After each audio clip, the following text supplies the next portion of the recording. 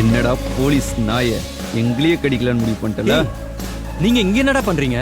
உமால எங்கே செத்துறா நீ? நம்ம பண்ண எல்லாத்தையும் எவனோ வீடியோ எடுத்துட்டான். அந்த செக்யூரிட்டிக்கு எதிராக எல்லா எவிடன்ஸும் பக்காவா ரெடி பண்ணியாச்சு.